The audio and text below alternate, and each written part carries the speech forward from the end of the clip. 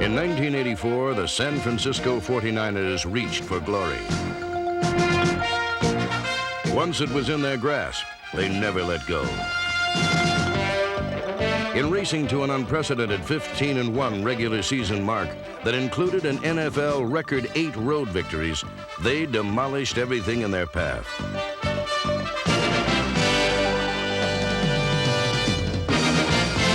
The Niners maintained a full head of steam throughout postseason play, then took a short trip down the Bayshore Freeway to secure their claim to greatness.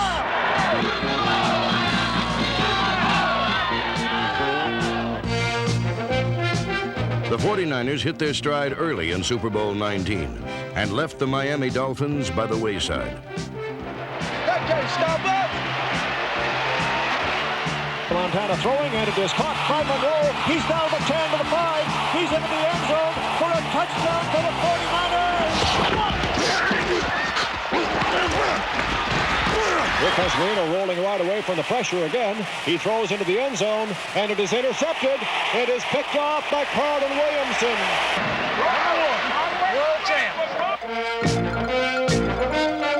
While outstanding individual achievements helped the 49ers win a world championship, every player on the squad contributed to a history-making season.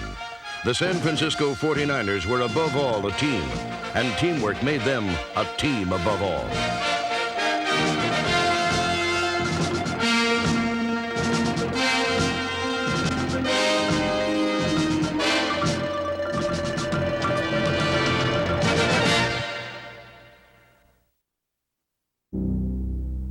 Their figures loomed large on the landscape of pro football in 1984. And to look beyond these imposing shadows was to discover the substance of a champion. It took many faces to give the 49ers the look of a winner.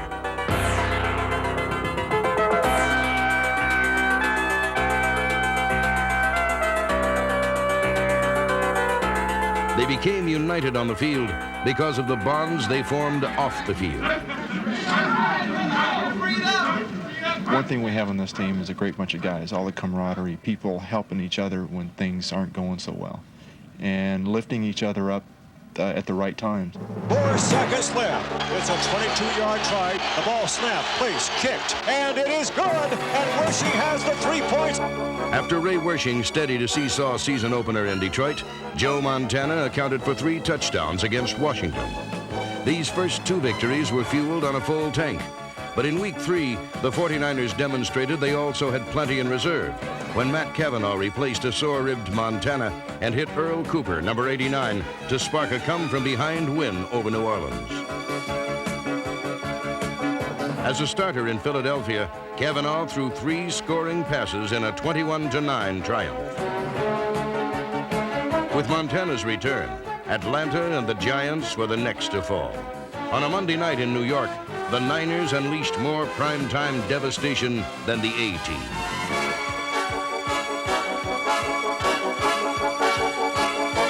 Number 83, Ronaldo Nehemiah, was one of 12 players to score touchdowns during the first 6 weeks. And the undefeated 49ers were displaying an offense so explosive and so exotic that it seemed to belong in a Robert Ludlum spy novel. I could describe the 49er offense and passing offense in detail and specifics, but it's all top secret. But the reason for Bill Walsh's success is hardly classified information. Walsh is a teacher as well as a tactician. Well, if you got and his students are well schooled in the basics of outsmarting a The defense. tackle, you can step through his tackle, you're by yourself. When you come underneath, you got all the pursuit coming back toward you. Play off, Dwight. Yeah, read what you see.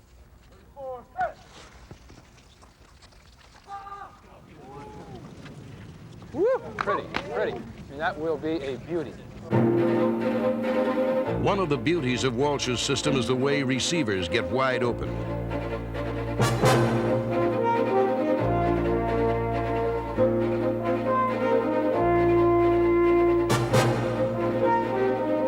We could have up to 120 pass plays, and they're variations of some similar pass plays, however they're different, for one game plan. It's sort of like reading the New York telephone book. But it makes a lot of sense. It's a very practical offense, I think, very logical one that allows for some creativity. Like magicians announcing the hand is quicker than the eye, the 49ers made defensive game plans disappear. But versatility was the real magic that allowed scoring opportunities to materialize.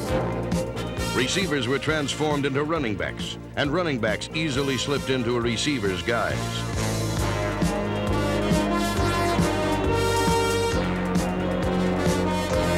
While number 26, Wendell Tyler, could dart through a defense, Roger Craig was capable of sailing past the secondary.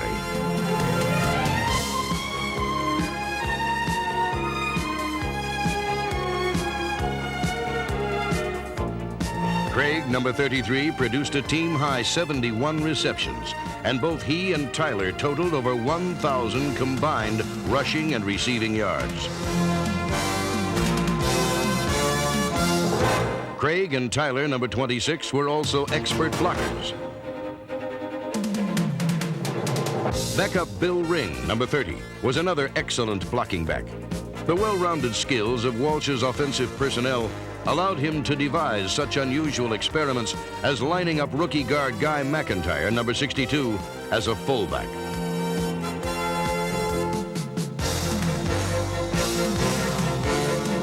Walsh could afford to put a reserve guard in the backfield because he had 5 outstanding linemen up front. Bubba Paris, number 77, John Ayers, and Pro Bowl selections Fred Quillen, number 56, Keith Farnhorst, and Randy Cross permitted the fewest sacks in the NFC and helped Wendell Tyler rush for a club record 1,262 yards.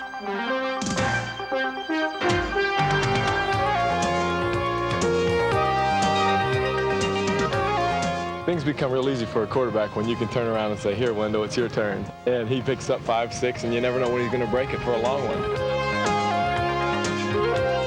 Every member of the offense beamed with self-confidence, especially Joe Montana, who stood as the beacon of the NFC's highest scoring attack. He has been a kind of guy for us that is more or less led by example. You look at him, he's just sort of a frail, skinny-looking guy. He takes some wicked shots from time to time, but he comes back every single time. Montana's unparalleled ability to throw on the run helped make him the conference's top-ranked passer. And even when throwing off the wrong foot, he was right on target. A stable of thoroughbred receivers included number 88, Freddie Solomon, who galloped into the end zone in 10 consecutive games. Freddie is like a quarter horse. There isn't a lot of sophistication to some of his patterns. It's just that bursting speed to get to a ball. And then Freddie does have the great movement down the field, and there are very few people that can catch him. While few can catch Solomon, few can cover Dwight Clark, number 87, the team leader in receiving yardage. The Clark-Solomon tandem exemplified the kind of teamwork that made the 49ers offense so productive. Makes it easier for me to know that when he's over on the other side, he's working hard to try to help me out, and I'm on the opposite side working hard trying to help him out, and this attitude has carried throughout our football team. This attitude was the byproduct of a coaching philosophy that created pro football's best balanced offense in 1984. The second half of a shining season began in Los Angeles, where pro football's leading rusher, number 29, Eric Dickerson, was held to a mere 38 yards.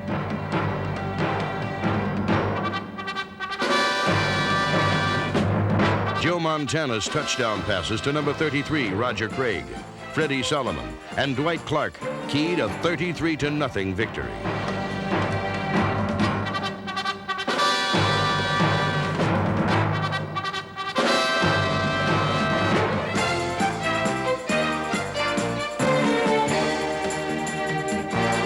This rout of the Rams extended the 49ers' record to 8-1. But after basking in the glow of an easy victory, they were nearly knocked off course by an ill wind, fanned by their flattest performance since losing to Pittsburgh. Against Cincinnati, Joe Montana threw a career-high 4 interceptions, and the Niners trailed 17-7 at halftime. But they chipped away at this deficit and proved that true champions win on bad days, and that come-from-behind character is part of the 49ers' makeup.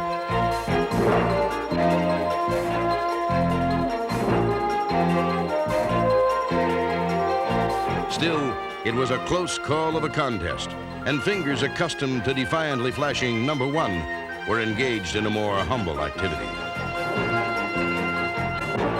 This is a live ball game yet. With a minute and 39 seconds left. He has the ball. Play action fake. Going back to pass. Stops. Throws. Into the end zone. Caught by Solomon. Touchdown 49ers. While the 49ers offense rarely had to walk this kind of a tightrope in 1984, their defense deftly performed a juggling act throughout the season. The Niners employed a shuttle system that gave every defensive player a chance to extend a helping hand and to really put his back into a hard day's work. By pouncing on every opportunity to contribute, the 49er defense became the NFL's least scored upon in 1984. This revolving door policy made opponents feel the heat from fiery Ricky Ellison, number 50, or receive the cold shoulder from Keena Turner, number 58, a Pro Bowl selection and Len Eshmont Award winner.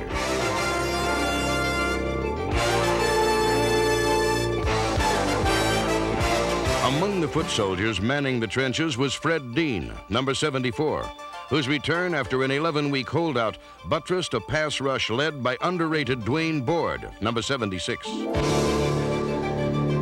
Dwayne is so sound that he's hardly noticed. He's one of the great all-around players in football because he plays the run beautifully and is a fine pass rusher. This year he's kind of the focal point of our pass rush, and he's still been very, very productive. When most teams are looking for him to be the main pass rusher, he's come through in clutch situations.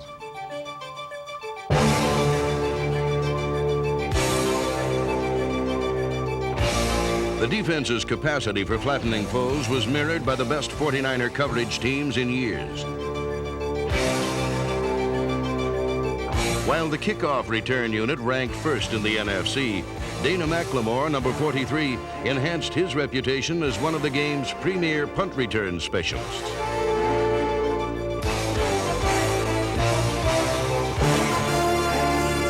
McLemore produced 1 touchdown on a punt return and another as a substitute defensive back.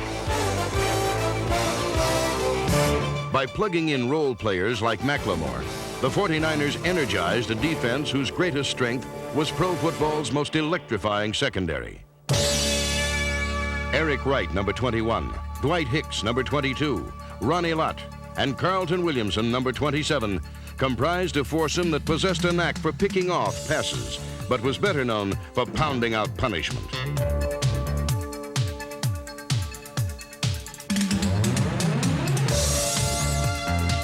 Whether KO'd by Williamson or sparring with Lott, number 42, receivers usually wound up sprawled on the turf. This is like somebody that's a fighter, a boxer. They don't punch at the man, they punch through the man. I just try to look right at his numbers, and most times I'll try to go right through his number. If it's 87, I'm going right between 87.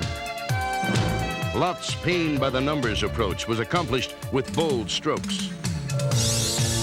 In addition to assault and battery, grand theft enabled the 49ers defensive backfield to become the first in NFL history to send all 4 of its members to the Pro Bowl. Eric Wright was this unit's terminator. Number 21 remained programmed to strike even when it appeared that he had been finished off.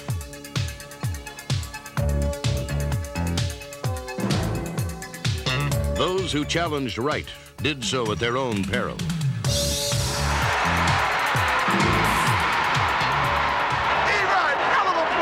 Behind their veteran defense, the 49ers were able to relegate opponents to the doghouse.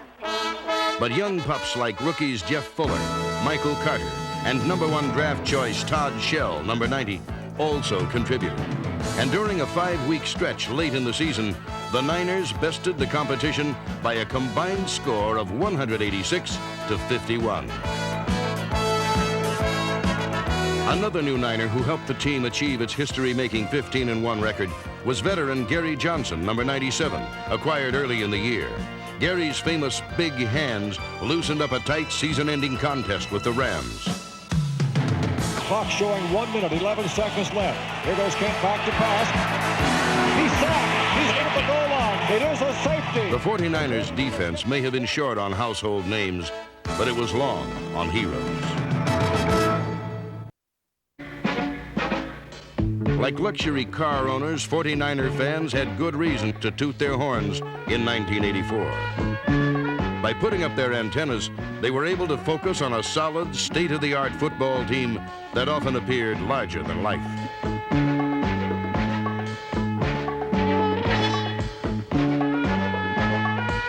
The 49ers' exciting style of play provided their fans with a license to let go.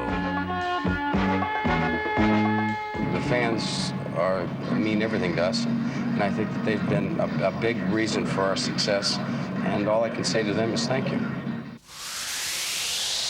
The second largest crowd in Candlestick Park history turned out for a divisional playoff contest against the New York Giants. Joe Montana's 3 first-half touchdown passes ignited an 11-point halftime lead that gave the defense the kind of breathing room it needed to smother Phil Simms. Simms was sacked 6 times, and the defense also forced 3 turnovers. With a 21-10 victory, the Niners were headed for their 3rd NFC Championship game in 4 seasons. And after cutting the Giants down to size, they were primed to rip the stuffing out of the Chicago Bears. Despite the Bears' reputation for playing physical football, the 49ers boasted the toughest defense on the field.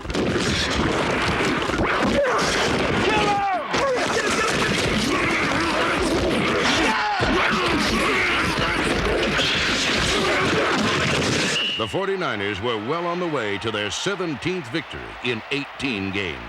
Come on, Joe! Calling the signals is Montana. The handoff is given to Tyler. Breaks a tackle, past the 3, the 2, the 1. He's into the end zone.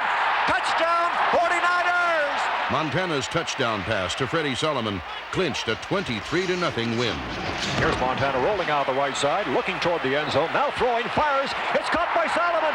Touchdown for the 49ers!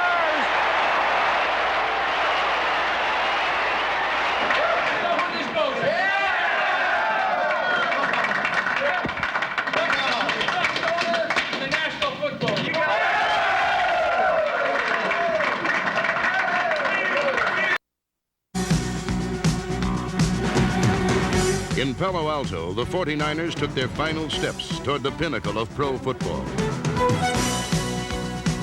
Their sights were set on a world championship. A confrontation with the Miami Dolphins was supposed to produce the ultimate offensive battle, and the 49ers were ready to fight. There we go! Touchdown! In the first period, Joe Montana answered a Miami field goal with a 33-yard touchdown pass to Carl Monroe, number 32. The predicted shootout was quickly underway, but just as quickly it came to a screeching halt, for it was the 49ers who fired all the weapons throughout the second quarter.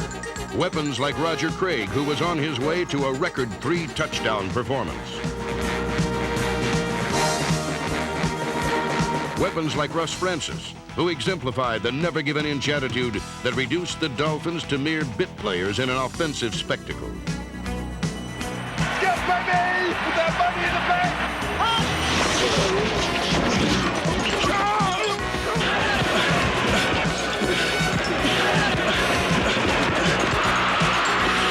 Get it in, Joe! Montana was destined to earn game MVP honors, and by the time he engineered the 49ers' 3rd successive touchdown drive of the period, all eyes in Stanford Stadium were focused on pro football's best quarterback. The handoff given to Craig. Craig batters his way to the goal line. He goes in for a 49er touchdown. And the 49ers are leaving the Miami Dolphins far to the rear now. Now the 49er defense had the vaunted Miami passing attack in a stranglehold.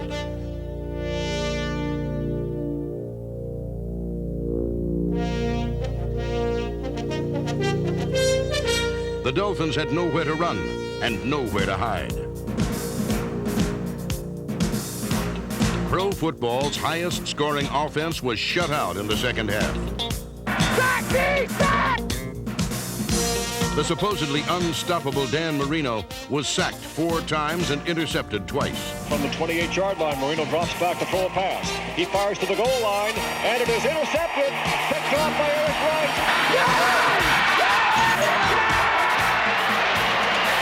Going back to pass on 3rd and 10, Montana. Looks over to the left side, caught by Craig on the way to the end zone, and Craig goes in for the score. Touchdown! The 49ers had waltzed their way to a 38-16 triumph and their second world championship in 4 seasons. Their unique ability to work hand in hand had thrust them to the top of the pro football world.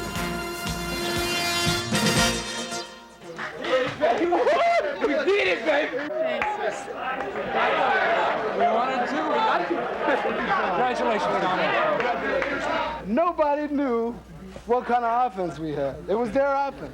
Right? Our offense showed them, okay? And then, how in the hell were we going to stop Duper Clayton Marino? Nobody knew but us, right? All right. On their back. Game ball. Dominate, baby. Dominate. Coach Bill Walsh.